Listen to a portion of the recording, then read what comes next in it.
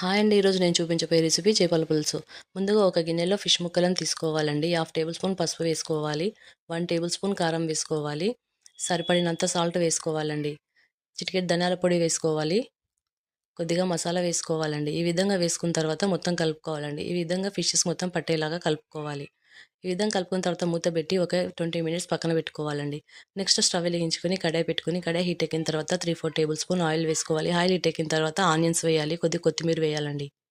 ఈ విధంగా వేగాక మనం కట్ చేసుకున్న టమాటాలు వేసుకొని ఒకసారి ఇలా కలుపుకోవాలండి. మూత పెట్టి ఒక 5 మినిట్స్ వేగనివ్వాలండి సిమ్‌లో. చింతపండు గుజ్జు తీసి పక్కన పెట్టుకోవాలండి. ఈ వేగుతున్న టమాటాలో కొద్దిగా అల్లం వేసుకొని ఈ విధంగా కలుపుకోవాలండి. ఈ చింతపండు గుజ్జు ఇందులో పోయాలండి. తగినంత వాటర్ పోసుకొని బాయిల్ అవ్వనివ్వాలండి. ఈ బాయిల్ అవుతున్న వాటర్‌లో ఈ ఫిష్ ముక్కలు వేసుకోవాలండి. ఈ విధంగా మెల్లగా కలుపుకోవాలండి. మూత పెట్టి ఒక 5 మినిట్స్ సిమ్‌లో బాయిల్ అవ్వనివ్వాలండి. ఎంతో టేస్టీగా ఉండే చేపల పులుసు రెడీ.